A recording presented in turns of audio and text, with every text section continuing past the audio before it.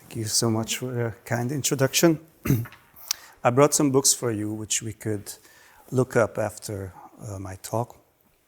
If you'll let me, I'll sit down because I have to look at my notes. So I hope you'll see something of me.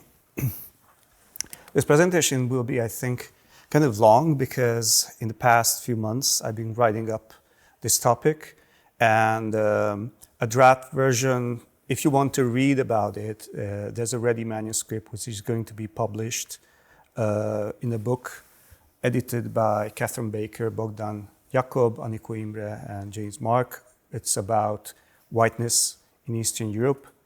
It's going to be published by Manchester University Press, and this material is also going to be part of the Cambridge book, which was mentioned, which is about the global histories of Hungarian relations to coloniality and also race. Okay, so it's going to be long. I may have to skip some slides, but I have a lot of visuals which I want to show you. This is actually a very visual topic. And the topic could be, so if we would start with the topic, then first I would start with the fact that there is ongoing decolonialist criticism around the cultural appropriation by whites of Native American culture. But this criticism is largely based in the US, and there are other versions of this criticism in Latin America. So I'm thinking of redfacing, the racial stereotyping of the Indian figure within and by colonial culture. So it has been highly politicized even up until today. One example is the sport mascots in the USA. There are some new documentaries like The Fighting Indians from 2021 or Imagining the Indian from 2022. These are highly debated. In the US, there are no debates in Hungary. So Indian play would mean identifying with and playing out, so both representing and comparing to, but also performing Native Americans by whites. So actually Indian play largely suggests that you are white. And here I also have a terminological remark that I'm going to use sometimes Indian and sometimes Native American, although Indian is a false term to use if you know that it was invented by Columbus and those who sort of discovered the Americas. So when I use the term Indian, I refer to the imagined and performed character, the figure, the aesthetic that was imagined as Indian. And when I use Native American, I refer to the indigenous people, Native people, who might have very different identities. So here I'm just going to use this short word. Of course, it's interesting that Indian play is based on the North American Indian. The Plains Indian has been the ultimate aesthetical figure. It goes back to the 18th century and the independence war in the US when the Indian play started as an anti-British refounding, establishing American identity. A lot of people have written about this, like Philip Deloria has a book on Indian play. However, what's interesting is that although it has strengthened during the 19th century genocide and push of the Western frontier, it's Native Americans themselves by the end of the 19th century, as they have assimilated, have used Indian play. There's one example, Chief Red Fox, for example, Skihushu, who himself was the first to introduce Indian play in the Scouts movement in 1940. So those bourgeois assimilated Native Americans themselves were complicit sometimes in Indian play. And the question is whether it's a cultural appropriation. It's usually based on the concept of consent, which is a very liberal concept. And the question is whether Indian play was in the interest of Native Americans. So some will argue that the fact that the Indian character was invented offered Native Americans a lot of solidarity, mostly coming from Europe. And sometimes Native Americans, even in the mascots debates, have mixed positions. And the whole Indian play and this cultural appropriation has been captured by identity politics, which is also, or which has also been captured by conservative politics. So the Indian play has often been captured by conservative positions, which play out Indianness for so local conservative politics, which will have a very different flavor in Europe, and I will speak more about Hungary. So what happens with Indian play and the Indian figure as it was aestheticized, as that the Indian is relegated into past, it becomes a historical figure deprived of agency. It's playing out fixed roles as a theater. Native Americans were placed in human zoos, also throughout Europe, so exhibited. They were part of this colonial consumerism, propelled by a capitalist production and value, so giving value to the aesthetic of the Indian. So it's embedded in this wider economy. But my question here would be that what does whiteness behind the Indian mask mean when playing out a non-white position in Eastern Europe? So is it different, or should we critique it on the same basis as they do in the US? Could we reconcile this Eastern European history of India playing with Western positions?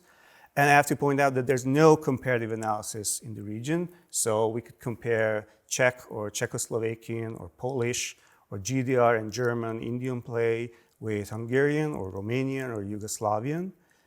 It never happened. In fact, the whole topic is kind of new, although there are a lot of local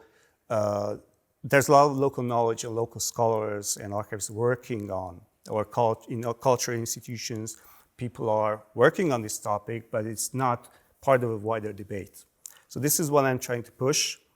And critical literature also on race and colonialism remains Westcentric and often ignores Eastern European positions. There's also an embedded Occidentalism, so Hungarians are whites. But that's not so obvious if we look into this history of race in Hungary. So this history has been selectively interpreted and under-researched and often silenced. And I'll try to show that how this Hungarian semi-peripheral whiteness, having an in-between position of being not quite whites, they tend to evade white guilt. So we never had colonies, and we were not the white colonizers, complicates this global history of the global histories of Indian play. So the Hungarian case and the Eastern European history, I think, complicates it. Still, in the last few slides, I'll look at the contemporary memory politics, and we'll try to ask how this history informs the lack of critical engagement with the heritage of Indian play in contemporary Hungarian culture amidst the raging Western debates on cultural appropriation. So I start with this quote from our Prime Minister, Viktor Orban. So under a scorching summer sun on June 23rd, 2016, Orban gave a regular speech, annual speech in Transylvanian Tusványos Festival, so Tusnádfürdő, or Baja Tusnád, which has become an important cultural festival for the Hungarian minority in Romania, but also a place of Romanian-Hungarian dialogue. The Fidesz government turned Tusványos into a political pilgrimage site for supporters, demonstrating Carpathian-based unity, and the political lectures of Orban here are often about setting the new course for Hungarian politics. For example, he talked about illiberalism, and he introduced the concept of illiberalism and Christian liberty in Tusványos festivals. He talked about the crisis in the EU and the waning West, the threat of denationalization, the insecurity amidst immigration and terrorism, a cultural and civilizational war, which is global. The only thing that was new in 2016 is he openly supported Donald Trump as a presidential candidate. He also said that Hungarians don't want to be a nation of slaves, neither of other people nor in their own country. Then he went on about waging an anti-colonial freedom fight against imperial Brussels, keeping out Islamic and racialized non-white migrants to escape racial mixing and preserve a homogeneous white Hungarian nation, connecting Western immigrationism and multiculturalism to a sinful colonial past. His comments on demography and migration led to him identifying Hungarians with the non-white North American natives, the Indian. So as he said in his quote, that he sees similarity between Indian destiny and Hungarian destiny.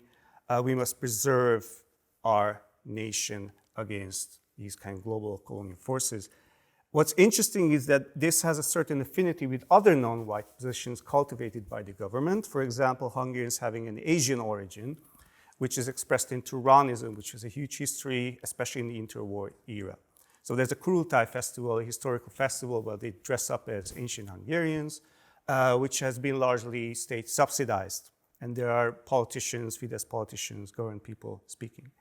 But what he actually referred to of course, Tamás Cseh is smiling now, is Tamás Cseh, a singer-songwriter who was engaged in Indian play in the socialist era from the 1960s as part of an anti-communist resistance, as playing out freedom amidst or under authoritarianism. So the Hungarian Indian was resurrected from a Hungarian anti-communist resistance culture. At his death, Tamás Cseh's death, Orbán enshrined him, he was our soldier, our best soldier, our greatest warrior. Orbán's passing parallel with Hungarian and Indian destiny also had the Transylvanian resonance. The Hungarian reservation trope in Transylvania had been cultivated by none other than the local poet and politician Géza Szöcs, who died of COVID in 2020, sadly. Who was the Orbán government's state secretary of culture and later the prime minister's chief advisor of culture and an insistent facilitator and supporter of Hungary's new constitution in 2011, the fundamental law, based on Christian values. So having struggled under the harsh culture and political climate of Ceausescu's nationalist communist regime, Szöcs had emigrated from Romania to Switzerland and later settled in Budapest as the office head of Radio Free Europe. And his poem, Indian Words on the Radio, is related to his house arrest in Romania, when Native American writer William Least Heath Moon attended the Culture Forum in Budapest in 1985 with the US delegation. The radio broadcasted as he publicly stood out for Szöcs and Hungarian minorities in Romania. So his poem is an ode to the Indians crossing the Bering Channel to save the Hungarians who don't even have a reservation, and links their solidarity to the anti-Habsburg independence war in 1848, just as his Cooper-inspired poem Csingasguk visits the electricity store in Világos. Világos was where Hungarians put down their arms after the failed independence war in 1849. So surrender to Habsburg. So it's about connecting Habsburg colonialism to us as Indians. So these fate analogies are there in other poets and writers, and I'll talk about in the last slides how it's resurrected today. This is also connected to this colonial turn by the government in 2012 against the failed promises of the neoliberal turn after 1989. The colonial turn was a reaction to the consequences of the 2008 financial crisis. It's about a political mission of preserving classical Central Europe, the Christian conservative values, and waging an independence war against globalist leftist liberals, EU bureaucrats, and local comparators of the Soros Empire. So the Indian figure is resurrected in this context. So I'm going to go in chronological order, and I've named a few episodes which have been mobilized in this discourse in Hungary, in contemporary memory politics. One is connecting 1848 to colonial victimhood, and the Indian has something to play here. So the 19th century literature based on the Indian novels of Cooper, Jean Fenimore Cooper and Karl May, made the Indian novels very popular throughout the 19th century. Already in the 1830s and 40s, due to Cooper in Hungary, they were very popular. There was a strong German influence and cultural hegemony. So most of these were translated from German. There were individual Hungarian novels copying the genre. There was also strong Americocentrism in the early 19th century. So the Indian arrived in these Westcentric frames of a fascination with the USA, entrepreneurism, liberal capitalism, and the Wild West, a juvenile, vital nation with an exciting and exotic colonial frontier. Writers like Sándor Bölnyi Farkas, who went to USA in 1831 and wrote a travelogue a few days later, framed the USA as the ideal, the republicanism, and as a political system. And in his travel book, the US Declaration of Independence was published and translated. It was hugely popular, banned by the Habsburgs. And actually, so it became a cult of the 1848ers later on. And largely this criticism led to framing, in the 1848ers kind of framed this Habsburg colonialism discourse. Now, he already wrote of the poor Native Americans kind of sympathetically. There were others, 1848ers, then later fled to, many of them fled to the USA, so they actually met Indians. One example who was famous for introducing the Indian trope was Count Ágoston Haraszti. He went there in 1840, but he was also very popular in this milieu. So late 19th century brought mass emigration to the US, so pushing the colonial frontier. There were Hungarian colonies, and there were more and more info on Indians or local Native Americans. So the first figure included in this Indian solidarity myth of these parallels, these fate destiny parallels, was Lajos Kossuth, who was the failed independence leader of the war in 1848, who had this a round trip in the eastern states of USA in 1851 and 52 to gather support for fighting against the Habsburg colonialism and against Hungarian slavery. It was a huge success. Kossuth also met bourgeois Native American activists such as George Copway, who praised his cause, and there were anecdotes on Kossuth and the Indians, these parallels, like in this calendar, which was published for this year 1906. Here, you could see how it's remembered that Kossuth meets the Indians, and they are in solidarity with each other. So many others drew parallels at this time between the oppression of Hungarians and Native Americans, but it was kind of problematic because Kossuth condemned slavery but did not support abolition of black slavery. So it was kind of controversial. He had many enemies. But perhaps the biggest figure of this Indian solidarity trope connected to 1848 was János Xántus, who was caught as a prisoner of war in Transylvania during the Independence War, managed to escape to US, had these shitty jobs, was very poor, and he became a military engineer and surveyor for railroad building in the western colonial frontier of the US. He started collecting animal and plant specimens, also ethnographic artifacts for the Smithsonian Institution, which was founded at that time in 1846, a few years before, and also Hungarian National Museum. So he became a national hero, great supporter of national culture, supporting specimens, supplying specimens to the National Museum in Hungary. And he published his letters and travel experiences regularly and in 2 books, returned home as a national hero, and allegedly he was the influence for Karl May's old Shatterhand figure, the White Ranger hero who befriended the noble native Winnetou.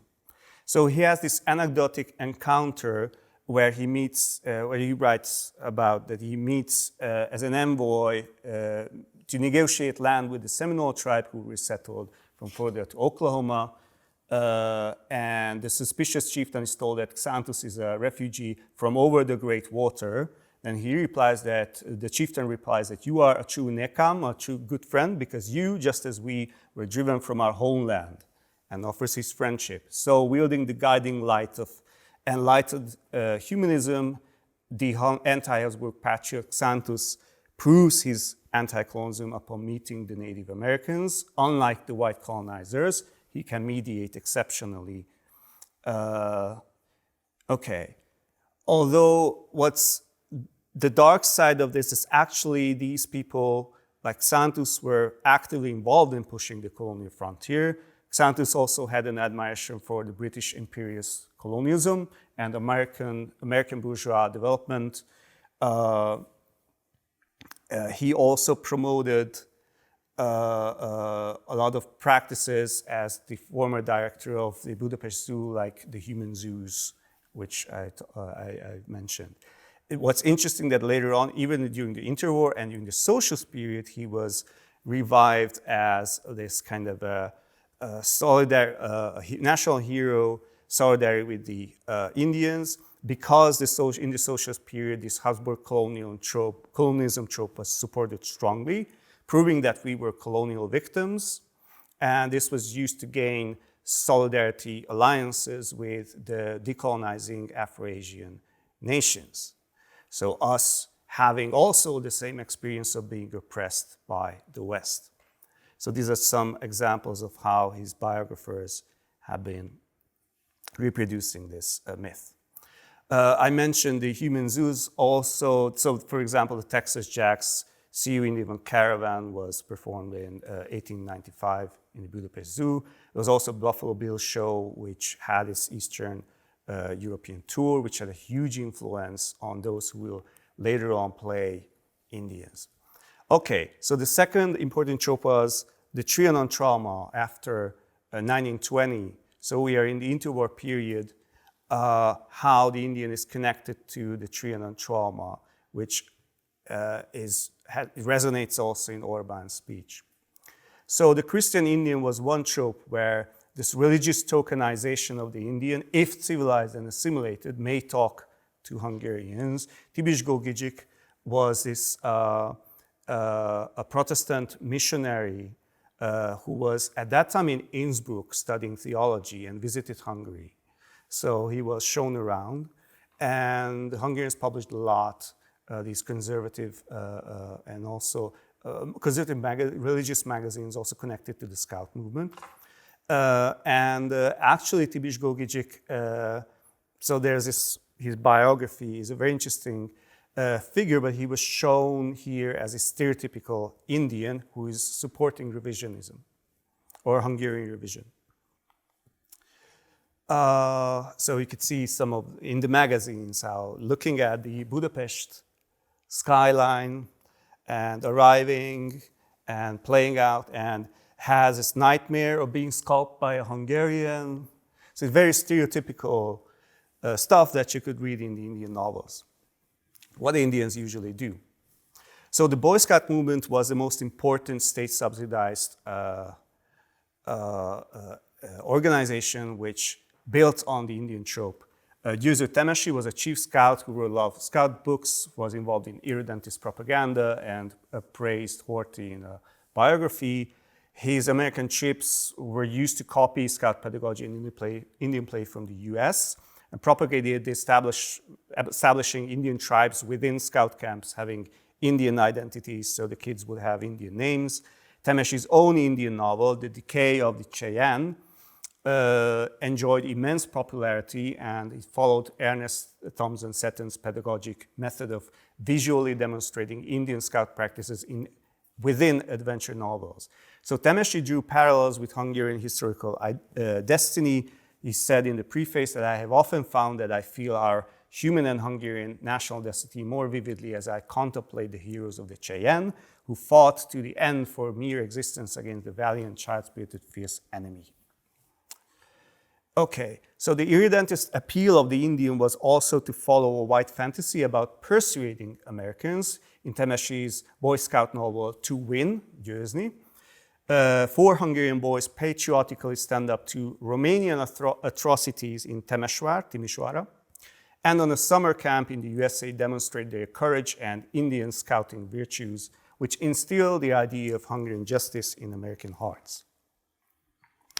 The Indian also attained a specialized role in this nationalist patriotic scout pedagogy, like freshwater sports, propagated by another chief and chieftain, Pastrilish, who attained the name Big Chief, and he had this series letters from Big Chief, or sometimes called Winnetou letters, to the youth. He was a frequent organizer of water tours. What's interesting, the Indian educates the youth how to be, how to outwit.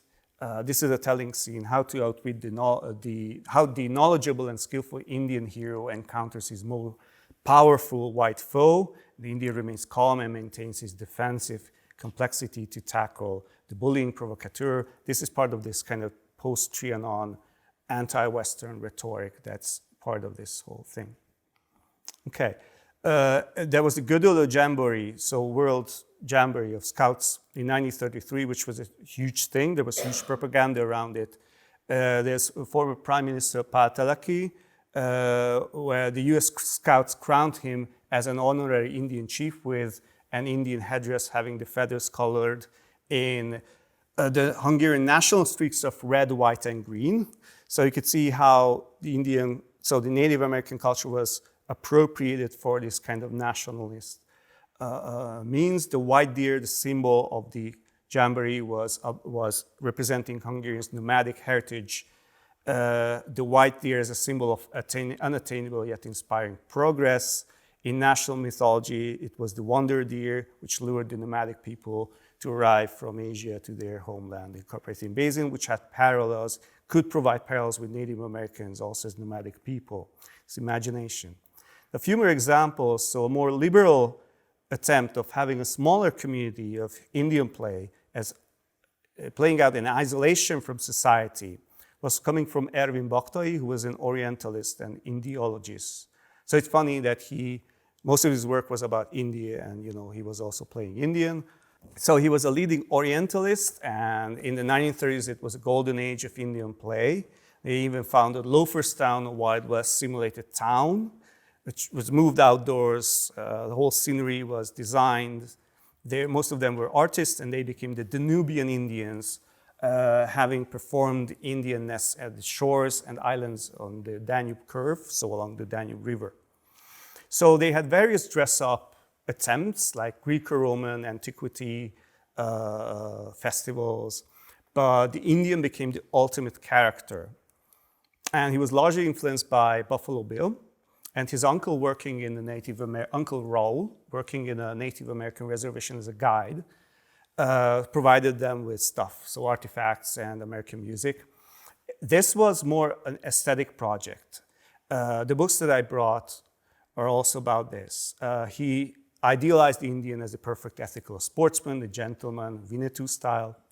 And but he was an anti-colonialist, so in his writings, he supported the independence of India, for example. But another important people, and the other book which I brought is connected to him, was Sándor Borvendég Deszkás, who joined Baktai's tribe. He was called White Deer. This again speaks to the white deer trope I mentioned at the Jamboree, so why he attained this identity will be very important. They split in 1938.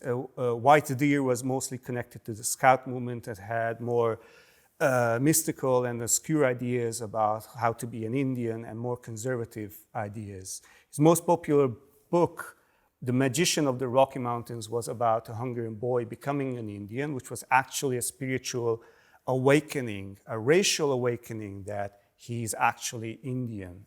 And his writings were more about Indian-Hungarian racial brotherhood, and he was using the Turanic trope of Hungarians being a Turanic people to argue that we actually are in brotherhoodly relationship with the Native Americans. He also lobbied for a nationwide, so this is how the East became the West, right? So it's a tricky racial fantasy.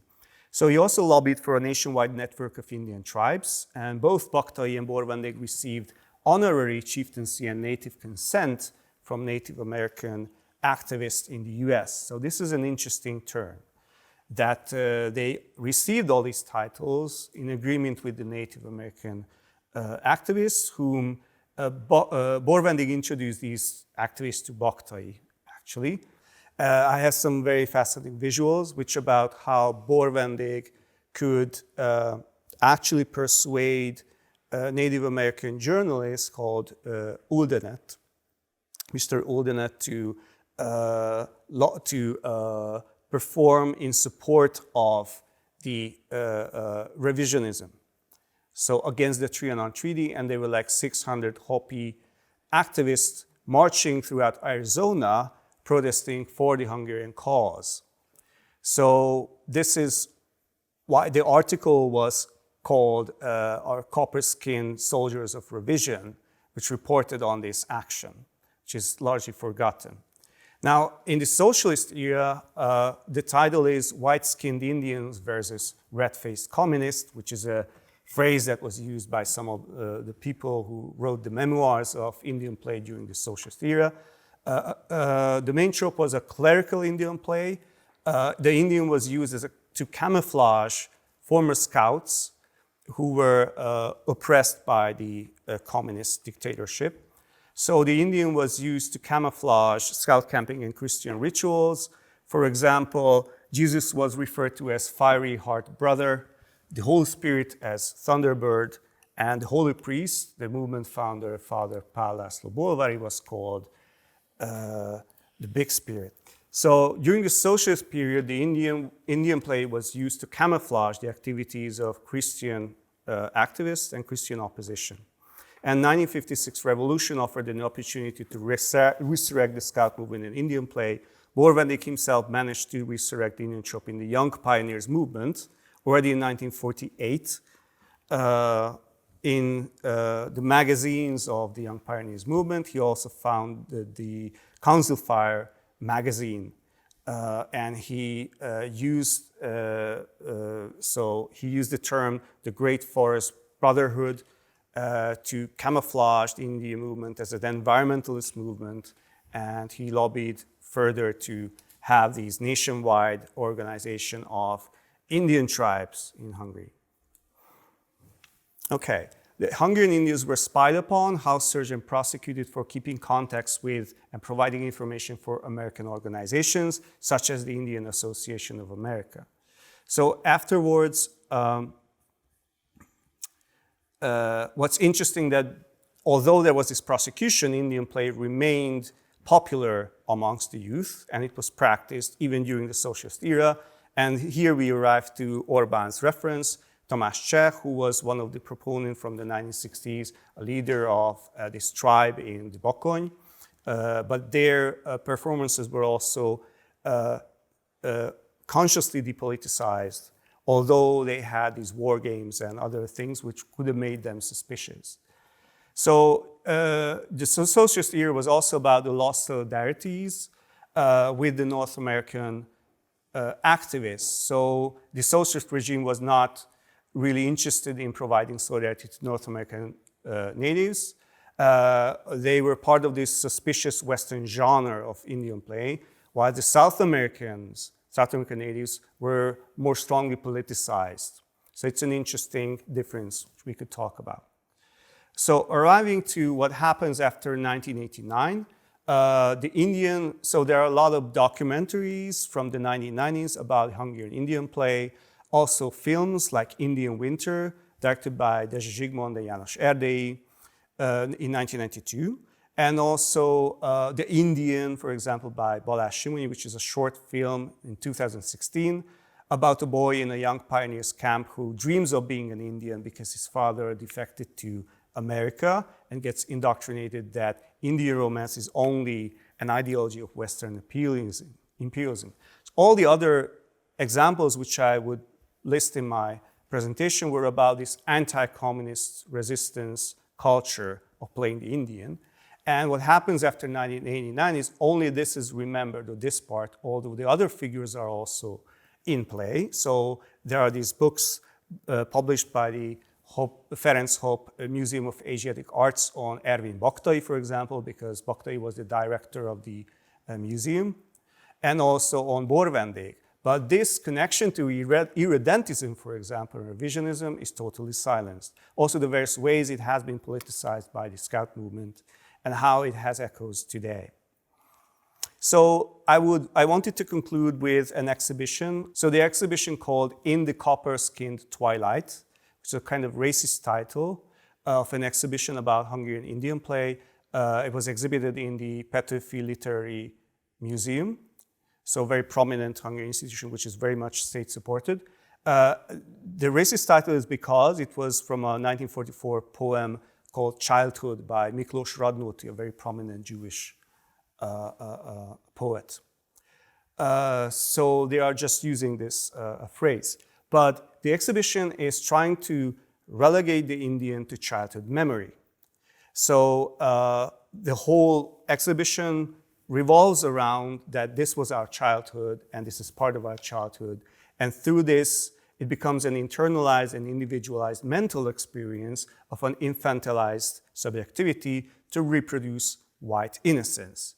So it is unfair to judge or criticize the naive innocence of a child, right? So it's presented as something that we practice as children, and it has this nostalgic frameworks as all the other products that I mentioned. So the India remains provincialized as a trope for internal consumption, a narrative for the victimized struggle of the Hungarian nation. Hungarians commonly look back at their national heroes, such as Santos, as honest, curious, and sympathetic of Indian culture without a critique of race and coloniality within the various Hungarian historical appropriations of Native American culture, which are used to undergird a semi-peripheral white mythology of victimhood and trauma. And I also had some other examples underpinning how serious this issue of dissecting this nationalist memory from the wider discussions around Native American memory and, you know, this subjugated colonial figure of the Indian. But we'll go into these, I guess, in the discussion. So I had just time for this, and sorry about the technical difficulties. I'll show you the presentation afterwards. Thank you.